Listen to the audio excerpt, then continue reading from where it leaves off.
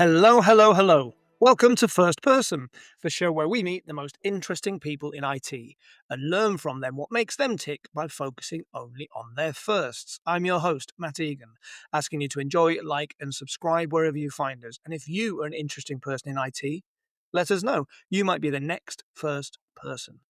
The next voice you will hear will be today's guest. She is Mel Magrinho. Mel is enjoying a varied and garlanded career and currently holds multiple roles, including chairperson, country manager, and CIO.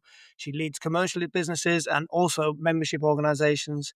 Mel is definitely one of the most interesting people in IT, and we're delighted to have her as a guest on First Person. So, Mel, welcome. And first up, what's the first thing people should know about you?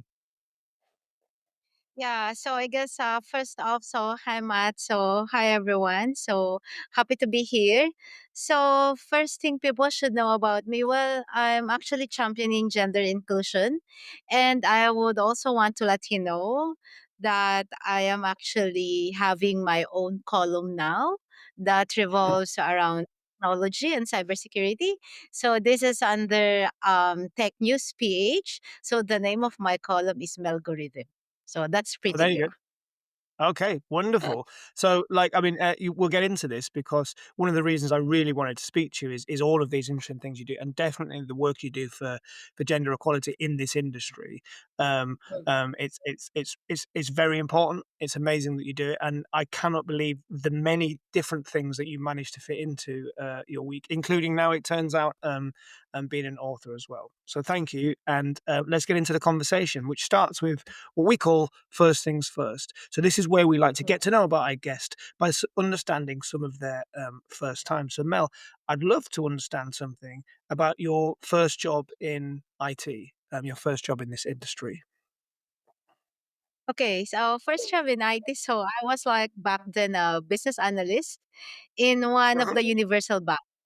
So that's where it practically all started. And then from there, it just spans off to like assuming different IT roles. So basically, I did not start in InfoSec. It's really IT, the realm of Yeah. applications development. Yeah. And what brought you to that point? Like, how did you get into that applications development thing? Like, was that something, did you study technology, or was it just that you were in work and this was the thing that kind of spoke to you as an interesting area to be in? Well, because I graduated a BS Information Technology. So I guess like you graduated that. So back then, right? Because I'm a bit old now. So I guess back then, only thing like I wanted to go to technology, right? You can either go through like on the hardware path, like you can assume different roles, but I chose to be more on the software side, applications development, and then eventually I wanted like to assume different roles and get a leadership role as well within the apps dev realm. And like, so you studied information technology. Was that? I'm old. I suspect I'm older. That wasn't necessarily the most obvious thing to do. But was that because you saw the potential in the technology industry, or just something that you had a passion for? Oh, I wanted to earn more money. So that's the reason why. There Just you go. kidding. The best reason. The best reason. Yeah. Because I guess like because I was really like young back then, right? So I wanted to see like a fulfillment of what I work hard during college days. Yeah. So hence, Yeah. so Yeah. this is the practically chose. Yeah, no, completely. I've said this previously on episodes of this. When I studied English and drama at university, which is completely useless. My roommate was studying technology, and on the first day I met him, he said, "I'm going to earn lots of money," and he did earn lots of money. So it worked out. But so then you're in work, you're doing the applications development, but infosec at some point becomes the career. So what was it about the security side of things that drew you into it? Would you say? Yeah. So I guess just trying to like reminisce like what happened before. So I started in the applications development. So I assumed different roles. I did BA work, business analysis work. I also did software testing as well. I also did like, well, back then they called it something like a process quality assurance, but now it's really more of like a technology design review, something like that. And then so I think like after like 3 to 4 years in the applications development. So that's when I heard like a good friend of mine told me, "Hey Mel, do you know that there is such a thing as information security?" Then I said, "Information security, my gosh, what I say all about, right?" And then this friend told me, actually, there is already a standard, right? Mhm. It was back then like a British standard. It's not even, it hasn't evolved to an ISO standard back then. Then he said, Right. maybe you want to like this British standard on information security and see if it's something that you want. Why? Because it's practically a niche in the industry. If you start here, if you do your work very well, right? If you play the field very good, then you can progress all the way up. So that's when my interest, got very, very curious about InfoSec. And then, yeah, so basically, Matt, I leverage my skills in the applications development to actually be ahead of the game in InfoSec. You know why? Because that time, the people, at least I'm speaking locally, I mean within my country, so that time most of the people who ventured into infosec, their background is really more on hardcore processes. They came Mhm. from most manufacturing companies, while I myself, I came from purely like technical background. I went to different, companies and then still doing IT work.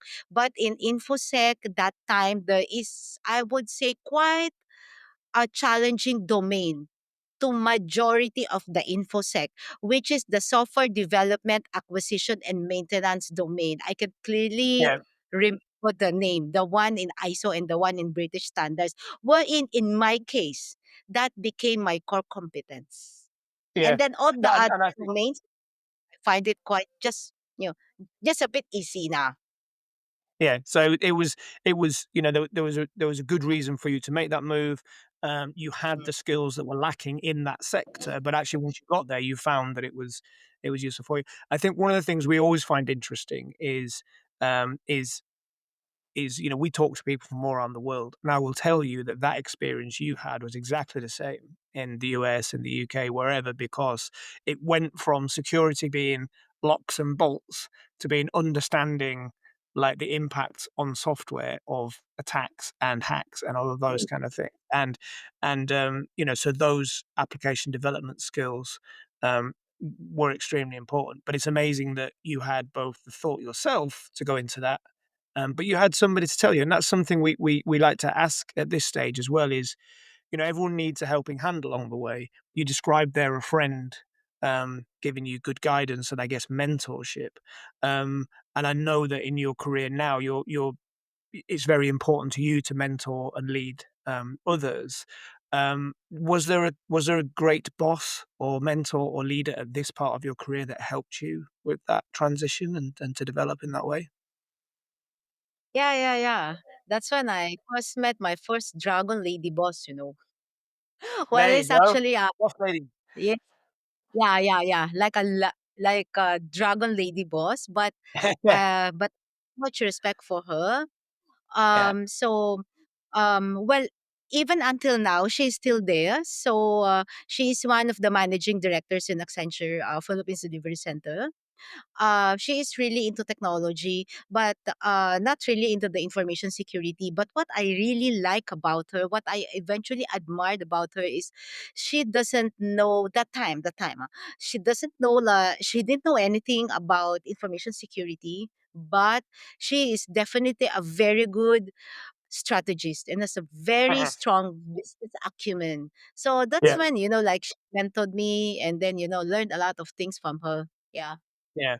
That's amazing, amazingly important thing as well, I think, in this space that, you can have all the technical skills, but you need to be able to map it to broader context of what the organization is trying to achieve, right? What the business needs are, because and we have this comes up all the time in these conversations, right? The person who develops amazing technology, but it doesn't solve the problem for the business, right? That's what's True. needed to happen, and it's very cool that you had this person who presumably was smart enough to understand that she didn't have the technical skills, but she had the strategy. And maybe to some extent, Mel, you were able to help her a little bit because you had some technical knowledge that could support her.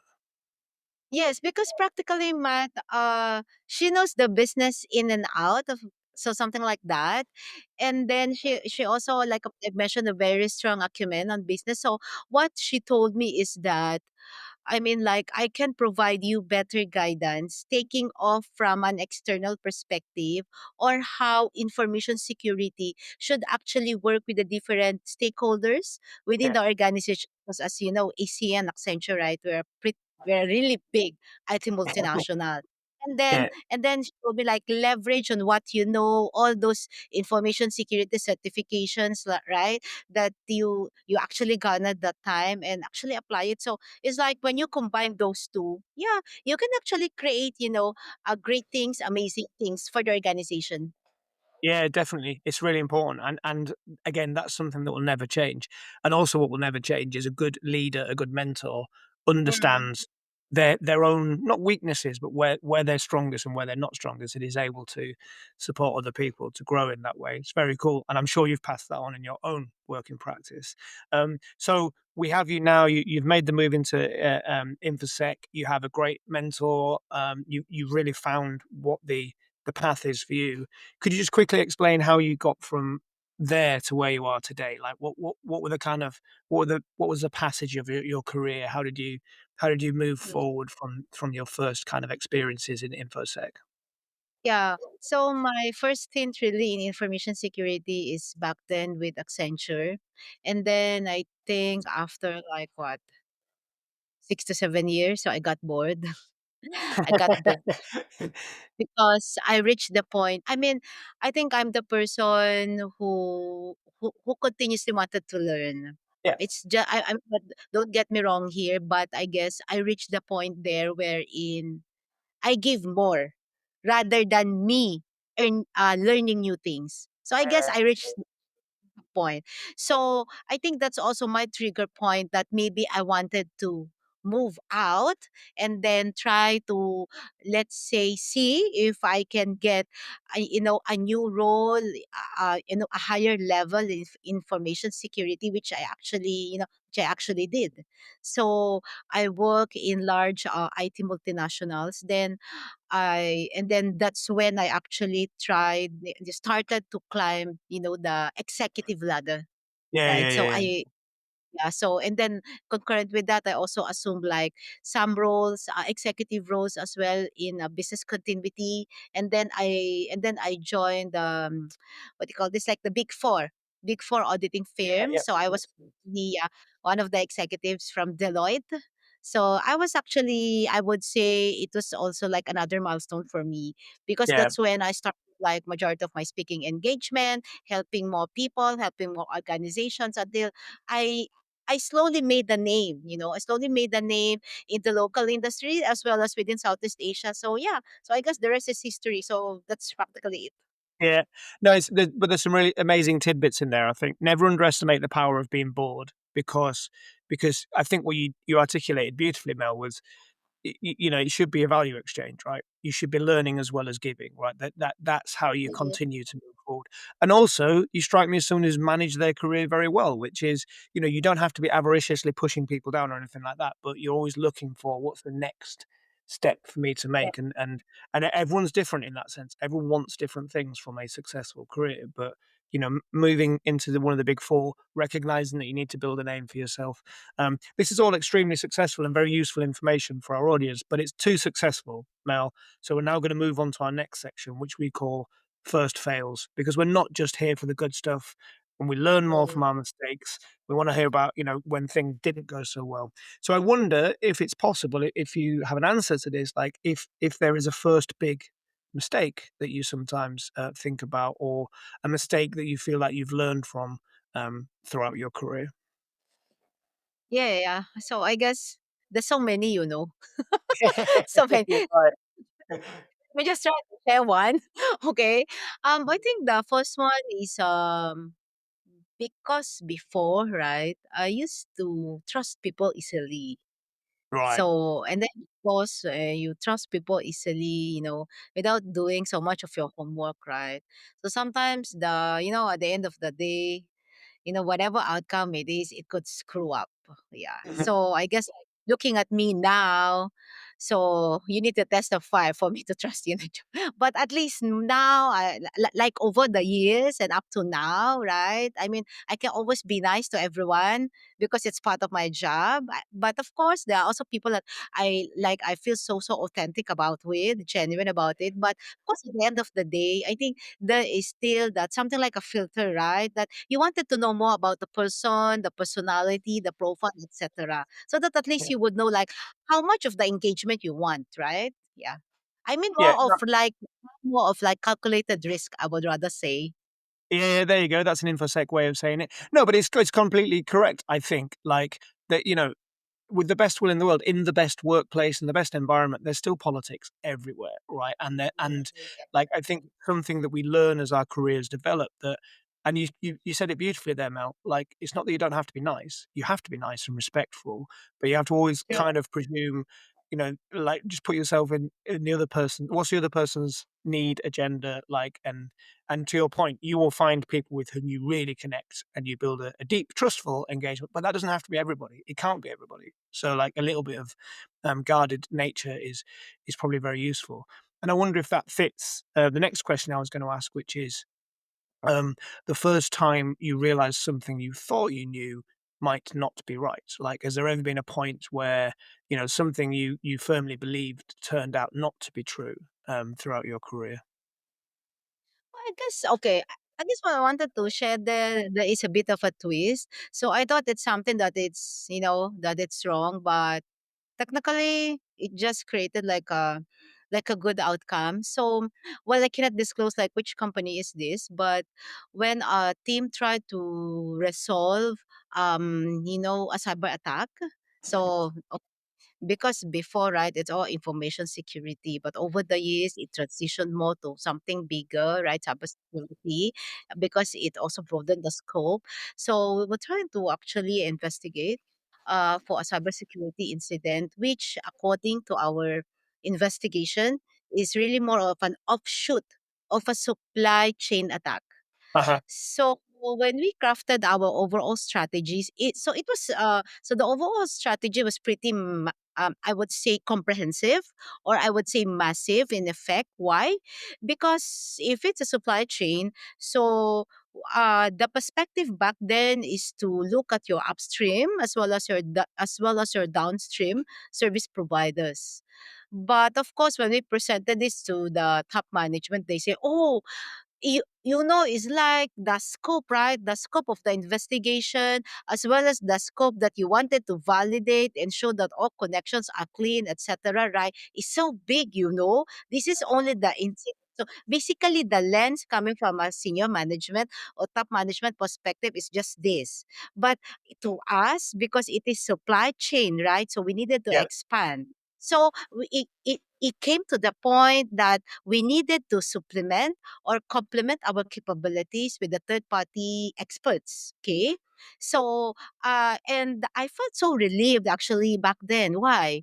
Because we almost have the same, like 90% the same recommendation and how we assess the impact, the incident, and if we wanted to do like immediate remediation as well as long-term remediation, this is more or less should be the scope, the coverage, and the approach. Yeah. So that is for me is more, okay, see, I told you so. I told you so. I'm telling the truth. Yeah.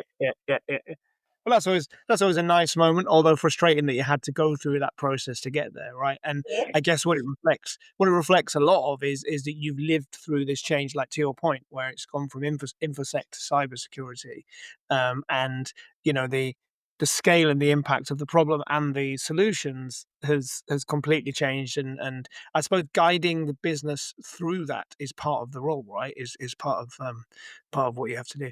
Amazing. Thank you, Mel, so much. We're going to move on now to a small section that we like to call quick fire first. And this is where we Okay. try to get to know you a little bit behind your professional veneer. And we do that by using a piece of patented technology called our random question generator.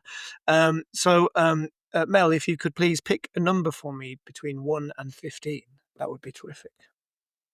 Oh, number 9. Number 9. Ah, I love this question. What is, Yeah, Mel, what the is it? first thing you would buy? What is the first thing you would buy if you won the lottery and you had all the money you could possibly spend? Oh, okay. I will buy the Patek, Ah, okay. because I Sure. like it. Yeah, why not? Good answer. Um, uh, okay, let's go again because that was. Could you give me another number between 1 and 15? Um, 6. Number 6. Tell Yeah, me what is number 6? something if you can. Oh, I'm really glad this one came up because we did meet your dog before the recording. Tell me something, Mel, if you could, about your first pet, the first animal that was in your life. Oh, yeah, yeah, yeah. So my first pet is a yellow Labrador. There Yeah. you go. The yellow Labrador, yeah. His name is Zeb. Yeah, so big, you know. Then he because he's so big, he ate a lot, then got heart attack. But what a lovely dog a Labrador is, right? Must be very friendly and loyal and kind of. Yeah, yeah, yeah. So it was back like I don't know, like maybe more than a decade ago. Yeah. Okay, there you go. Well, I'm glad we got to meet Zeb as well then. Okay, cool. Let's move on, Mel, because I really do want to get into some of the work that's very important to you. And I feel like in our final section, first and final thoughts, we're going to get to some of those pieces of wisdom. So one of the questions I always like to ask is, what is, Mel, the first piece of advice you would give to someone who's just starting out now? Hmm. I think just like very basic. So you just need to be yourself, but I guess it's not to the point that you will become so comfortable because it's not gonna fly. But so you Uh-huh. need to be yourself, but you also need to have s- uh but you also need to do your homework, right? You need to do your homework. And so doing your homework would also entail like, knowing what's within your environment, what's within your ecosystem, and try to leverage first and foremost with your um try to leverage from your strength because it's practically your strength, your knowledge, your capabilities will actually deliver you through the different challenges then. Yeah, so you have to be yourself. You can't sort of map to being someone else and pretend to be someone else, something like that. You have to be your true, authentic self, which I think is very important in some of the other work you do around things like gender diversity and things like that. But you've also Right. got to do the work, right? Like you have to Yeah, have yeah. the core knowledge to be able to add value. Yeah. Um, Great advice. And I think moving on from that, I'd love to ask you, what's the first project, the first achievement that you'd want to tell people about? What's your career masterpiece? What's the thing that matters the most to you, would you say? The first one, right? So okay, so I guess if it's the first one, really that matters to me is the I think for 3 consecutive years, successful ISMS certification of Accenture Philippines Delivery Center during my time as executive there. Yeah, Yeah, because yeah. I believe, and as also attested by my senior executive back then, I really contributed a lot. I really I really performed a pretty good job back then. Yeah. Excellent. And that's still like really, it's amazing how many times we ask that question, and it is something from early in people's careers that they're the most proud of, right? Because it's the thing that kind of proves to yourself, I think, that you can do it, and also sets you on a path. Yes. Um, it's not strictly a first question, Mel, but I really do want to ask you about the work you do around gender equality and leading that community of, for instance, I know you lead an organisation of female information security um, executives. Tell me about that. Tell me why that matters to you and what you do. It'd be great to hear about. Okay. Yeah, so I lead WISAP, the Women in Security Alliance Philippines. So our goal really is to develop a digital risk leaders. Well, of course, primarily female, but WISAP we highly support gender inclusion. So we also support the progression as well, right, of the male practitioners. In fact, for WISAP, more or less, we have something like around 35 to 40% male base. And these are practically like more of like male executives who are really championing as well inclusion and diversity. So I guess that's the one that's very good about it. WISAP, I established WISAP not because I wanted to say to the world or to flaunt that, hey, maybe the reason why I'm known is because I have this community. Actually, no. I founded WISAP as my way to to to thank the Almighty for all the graces that He extended to me, to my mom, and to my family. So I think it's actually very personal. It's actually very personal. And then Yeah, from there, like how we started like 3 years ago, we are already in our second term. So basically we're entering our fourth year. So it is not only myself, but as well as my the members of the community, the officers, my fellow trustees as well. They've been like very proud members of WISAP. And we can see, that there are like a number of nonprofit organizations in our country, in the Philippines, and even outside of the Philippines. They could be operating really outside of the Philippines, or they are an NPO, an international NPO operating in the Philippines who would really want to establish the partnership with us. So yes, and maybe because this is like, maybe I guess like the community service, the community service that we have shown for the past 3 years at some point, had its own ripple effect. Yeah, so that's the reason why we are all like, like very grateful about it. Yeah. well, it's very, it's very inspirational, and it's extremely cool that you're doing that, and yeah, no, just wonderful to watch from afar, and we're certainly rooting for you with that work because it's extremely important. So I'm going to move on, sadly, to our final question now, but I wonder, Mel, for you, what's next? What's left to achieve? What are your goals? Like what's coming next for you? Would you say? I think now because I've been a cybersecurity leader for more than for more than a decade. But I think a cybersecurity leader for almost 2 decades. So you can guess my age, Wow. right? So I think now, because if you look at my LinkedIn profile, I while I am still very much into cybersecurity, I have also pivoted to business and to practically lead a business enterprise. Yeah, And now I am with Koguluk. So and I strongly believe in the advocacy. Yeah, yeah, because we're a tech company, but we strongly run our own advocacy to fight against scams. And I believe that this is very much aligned with what I wanted to do as well. So I wanted to see, a bigger or a greater campaign advocacy against scams and fraud.